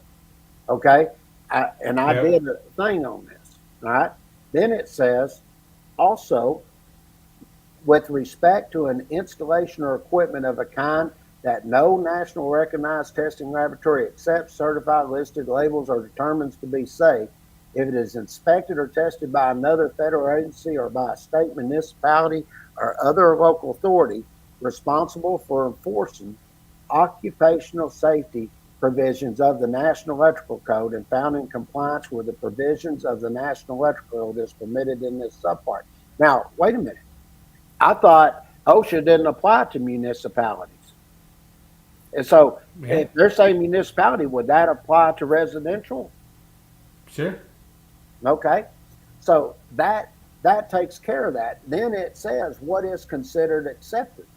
An installation is accepted if it has been inspected and found by a national testing laboratory to confirm the specified plans or procedures of applicable codes. Oh, what do you mean? So I'm tying all this in. What's acceptable? They're not starting at the 70 first? Yeah. But watch this. Now this is something that will get people here. Is, let me grab this. Give me 1 second. I got to put this in here real quick. And I want to show everybody just exactly what I've been stating for a long time. And this goes back to what I was saying was going to be a problem with them making the statement that they're doing right now, that the code overrides it. And I want to show everybody that's following or comes on here, send it out to your friends, everybody, for them to look at. Hey, you better put those shades back on. You're going to miss that touchdown catch. Yeah, I don't care. All right. Now, look at this. This is OSHA 1910.7, okay? And when you come in here, this deals with your national recognized testing laboratories, okay? True. Now, as you come in and you look at all the different things that they require here, when you come down here and you look at C, they're telling you here they have test standards they have to apply. And it says recognized in the United States as a safety standard providing an adequate level of safety. Now, this is the part that gets you. In C2, it says that when you've got these test standards in place, they tell you they have to be compatible with and maintain current with periodic revisions of applicable national codes and installation standards. Well, you got to be kidding me. So, therefore, that means they always have to do their equipment and listing and labeling to bring them up to what the newest codes are. Now, now watch this in C3. Developed by a standards developing organization under a method providing for input and consideration of views. Now listen to this, of industry groups, experts, users, consumers, governmental authorities, and others having broad experience in the safety field involved. So now you're going to tell me that some of the members that are on co-making panel 1 that have nothing to do with that UL standard and the type of equipment's there, that they're telling me now they have more knowledge than all these people that are involved with this specific type of equipment and have a broad experience in the safety field involved for that piece of equipment, that now they say that the code would override it. But we'll just take it from there. It says in C4, this is interesting, in lieu of paragraph C1, 2, and 3 that we just read, it says the standard is currently designated as an ANSI standard, safety designated product standard, or an American Society for Testing and Materials, your ASTM standard, that is used for the evaluations of those products and materials. So you're telling me that ANSI and ASTM standard that's been developed, that the code overrides that now? Yep. I'd have to say I got a little bit of a problem with that. I don't see that happening. Like I say, we could be wrong, but at the same time, there's a lot of risk. The whole reason why I brought up this whole GFCI protection thing is not because I want to kill babies. It's because I feel that this is being misrepresented. I feel that there was not a hazard to personnel, and I feel that if they go down this road, the code is going to lose credibility. And it's already shown. They rejected 210.8F in 2020, and what did they do? They doubled down on stupid. They put it in the 2023. What did they do when they put it in the 2023? They had to add the same exception they had to do with the TIA in 2020. Why did they have to put a TIA? Because they didn't do testing on all the equipment that could be incompatible by them calling everything an outlet. Now, they go call EBSE an outlet, and they go call all this other stuff an outlet. And like I say, that's fine, but what's going to happen is these local municipalities and all these jurisdictions, they're going to look at all this and they're going to compare it, and they're going to say, wait a minute, we haven't had a single incident with this EBSE equipment worldwide. This is not just America, worldwide. And what, is America just going to be the biggest idiots over here saying, well, you got to look at the 2026 code and put GFCI Class A on it? Nobody's going to listen to that. What did John put here? It's a real problem. I mean, it's scary, So, yeah, well, and like I say, it is a little bit of an interpretation, but you have to read what it says to interpret it, and I don't know, they're not doing it, but it goes back to me, and you've heard me state this over and over and over. You have to know the correlation of the other standards to know what the meaning is. And, true. We've had so many people over the years that they don't even care what other code change books are out there. They're getting ours. We sell the hell out of those things. Well, the reason that we do is because we actually we have a table up top that ties in the other standards, so you can go look and see other correlations that you might need to know. And if it's something that's very important, guess what? We not only put it in the illustration, but we also write it in the author's comment that this is a note you need to be aware of. And we're the only ones that do that. And the reason is Dad and I have spent, God, I mean, you're talking between us, 80 years at least, of dealing with all the different codes and standards. Hell, a lot of people know this. Dad was on the UL electrical committee, and I was telling Dad what they said, and he even said, he goes, I don't know what the hell them guys on the code making panel are thinking. That's not correct. He goes, hell, I was on the UL board, you know. And he said, that's why we have the listing and labeling. And he said, matter of fact, there was one, they designed this new equipment. It was custom made, and it was for the oil industry. And they hired us to come out and work with UL and the oil field personnel, engineers and stuff, to design this equipment. And we considered the code and everything as we were doing it, and other UL standards. And then we basically wrote the documentation on how to design the equipment and everything in order to provide the safety that was needed. And guess what? The inspector come out, looked at it, saw what we did, he goes, signed it off. He didn't look at the code or nothing. You know why? Because it was designed with the code in mind. True. And that's why when they're telling me, I'm like, you don't know what the hell you're talking about. I'm like, I've been doing this for a long time. I've never heard that before. Yeah, and just so everyone knows, me and James have a little game where we kind of like one-up each other. And I'm like, all right, well, if they say this over here, I'm going to go submit this. And then James is like, oh, really? They say more than one outlet, huh? So then he goes and submits like, oh, outlet or outlets, you know. And so we just joke around about it. And the whole thing is, like, to me personally, I just want it to be consistent. Like, sure. To me, that's the most irritating thing is it's like, I hate it when it's saying all these different things, you know, and like, to me, the 2026 has some problems. I mean, they're changing the definition of outlet. I mean, they're doing all this stuff. And what are they trying to do? They're trying to keep that expansion in. They don't want that to go back. And to me, that's what I'm trying to do. I'm trying to get it to go back to reality.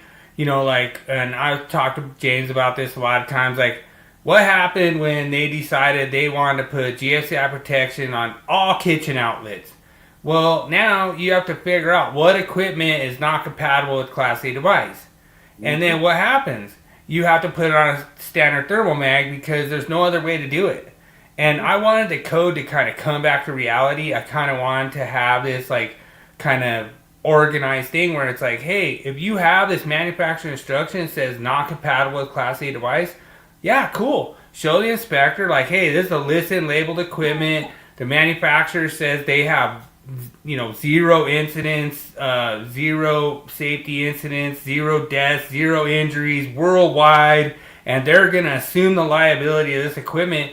Why is NFPA stepping in and saying that's not safe? I don't get it. It's and they're trying NFPA. to say they're protecting the branch circuit, but it's not NFPA, it's code making panel members. And well, I don't know. I just don't understand. NFPA as a whole is going to assume that liability. I don't think they are. I think Standard Council's going to say, I just, we'll see. It was just like the last one, you know. I said Standard Council ain't going to accept that. And they go, you don't know nothing about how the code making process works and all that. And then it happened. They go, you never said that. I'm like, everybody who's following this thread knows I said that. I told you that guys 100% happened. And I think they were saying that it was 2023. It was everything's going to be compatible. 2023, January 1st, 2023, everything's going to be compatible. You're like, no fucking way. And then next thing you know, by 2029. Yeah, and it's like now, and then they even put that in the 2026 in the language that must be compliant by 2029. Like, what? And then what happens when we get to 2029? You guys just kick the can down the road like 10 cycles? Like, I don't get it. Until it all gets compatible. But it doesn't matter. There ain't no outlet there anyway. I want to see what code making panel 1 does, because the definition they have now is not going to work. So, nah, that's funny. It's comical. Let's roll the wall of shame. Let's wall of see shame what we got this week. Shame. Shame. Shame. Shame. Shame. Shame. Shame. Shame. All right, so this one was one of the funniest ones. So we're talking about manufacturer instructions, right? So when you come into this, like, honestly, like, you're not supposed to remove that, you know? Like, no. To me, it was interesting. Like, when I saw it, I was just like, what the heck is that? And then, is that really high voltage in there? Nope. And I would have, that's a ceiling fan. I'd suggest that's probably something come from overseas. Yeah. That's what, automatically, as I look at, it's what I'm thinking. And it could be an outlet. Yeah. Yeah. Outlet. Crazy hell. You know, it's like, you know, I've been saying for the longest time, one thing that everything had in common where an outlet is, there's a box. And I'm always going to stick by that. And until they change the definition that actually makes sense, that proves their theory, which they hadn't been able to do yet. As a matter of fact, I don't even know why they changed the definition anyway. I thought it was perfectly clear. That's what they told us. Well, by the definition, that's the whole reason I wanted to run this one. Because by the definition, what they're trying to run, this would be considered a lighting outlet. Yeah. You know, and that's fine if you want to call that a lighting outlet. I just want to do my pickle shot for Adam. I want to do a cheers to 42 Set Hike. If you guys like sports stuff, go check out 42 Set Hike. He saved my fantasy season. I had no quarterback. I had no running back. And he traded me one of my quarterbacks, and I saved my season. So appreciate Adam, 42 Set Hike. Thank you guys so much. I appreciate it. The Chatter League, I'm still in it. Might not win, but I got Jamar Chase. He hit 55.5 last week. So let's hope he tears it up this week and keeps me in the playoffs. But I'm tied for second place right now, so I want to stay in the playoffs. Like I say, we still have like 4 weeks left or something like that. So I appreciate you guys, and cheers to you guys. Pickle shot for Adam and 42 Set Hike. Boom. Yeah. So badass. Thank you guys so much. I appreciate King James. You are the man. Like I say, I get so much compliments all the time from people like, oh yeah, it sounds like NFPA is getting pretty mad at old King James over there. And I'm like, yeah, probably because he's right. But, it means a lot. Like, I love doing these episodes. I love doing this podcast. We've had so many good guests on. I told Mark we got to get him on soon. We have a segment that we want Mark to do called Doing Your Own Thing. You know, and basically you're going to be... I think we'll be bringing on a bunch of guests after first of the year and setting up for the new year with a whole bunch of new... There's a lot of stuff going to be happening come the new year. We're going to, if everything works perfectly well, I'm predicting now, the new learning management system will be up with all the publications on it that you'll have access to, well, even for the instructors with the presentations. And then right after that, I'll start working on getting ready for the code changes and doing online courses that you can do with the video and all the stuff. And when we get ready, we'll probably have a special podcast that we go over and show you everything. and then as I add a new course or something, I'll go on and show it to everybody. And Dude, have all kinds I didn't of even stuff. I didn't even tell you, dude. We're almost at 30K electrical code discussion for awesome electricians. We're at 29 something. Well, we'll have to do a So, podcast on that when we get to 30. well, we could do it like you were saying. Do the Sunday. We could do your freaking learning management, and then do all at the same time. the Sunday one. Yeah, that'd be awesome. No, thanks so much, everyone, for joining us. Thanks, Daniel J, D Man. Thanks, John Reitz. Appreciate you guys joining. So much fun. I love doing the quiz.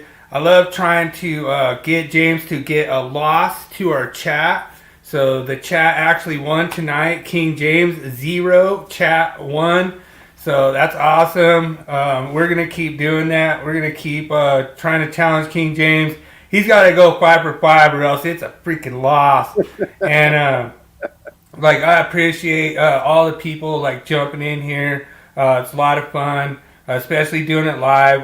Like I say, I create the quizzes and I try to put them together to challenge King James, especially my bullshit answers, but he'll always have a story. And then John, thanks so much. Yeah, we try to put together some pretty good shows, and like I say, every week both me and James learn. I try to challenge him, he tries to challenge me. We try to freaking just shoot off each other, and like I say, it's just for us, it's just bouncing ideas off each other. And like I say, everyone learns at the end of it, and you could call it our opinion, you could call it the code text, whatever you want to do, but we're just going off what the code says.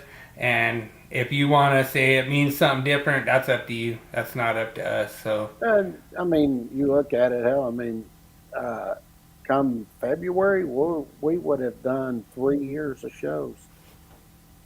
3 freaking years.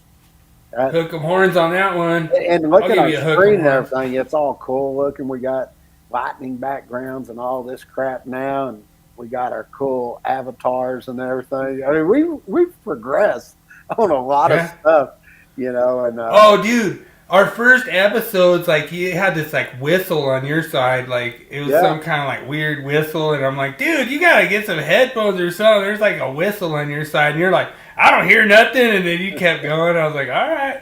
But the thing was, yeah, the thing was that I think you actually went in and heard it, and you're like, damn, that is a whistle in there, you know. But the thing is that it's cool, and appreciate all the people that come in here and view it. It's hard to do these live, you know, because we have to kind of know what we're talking about when we come in here. And King James don't have to rehearse. He don't have to have scripted lines or anything. I'm probably wrong on a lot of stuff, but at the same time, I admit I'm learning, and I'm trying to teach like the younger journeyman, and I want to make sure I'm right before I teach them what I know. So the real winners is actually the people out there in the chat, in the viewership that's watching this. And thanks so much for our 300 plus subscribers. Don't forget to like and subscribe, and don't forget. I'm about to take and break down, I think 3 weeks to a month. I'm going to go in and break down the videos and split those up. So oh yeah, and if you guys want to like learn, if you want to study for your exam, like James has a whole series in there, like 16 weeks on studying for your electrical exam, like calculations, everything you want. It's all broken down on our channel. Such an awesome job. You did a lot of work on that, and that was cool. I've been showing people that, and it's really cool to just have all the myths of the weeks broken down, all the, you know, topics of the week broken down. It's really cool. People learn a lot from that, and you don't have to go through the whole 2-hour show. Oh, what? We're almost like 2 hours and 10 minutes now. But I tell people, go compare to their channels and look at what we've done and everything. You'll see the difference in what you have available to you, and there's going to be a lot more coming.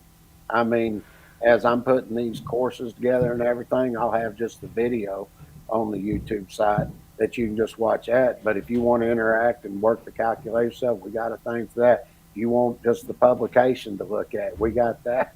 I mean, we're going to have so much stuff that you can go to. And the coolest things for the instructors because we actually have packages there. If say you just wanted to teach how to size the overcurrent protection devices for motors, there's a class for that with the presentation. That it just doubles the cost, but you can actually have a presentation online that, and then they can be looking at the publication, and then but yet you have the illustration you can throw up there fully as you're teaching.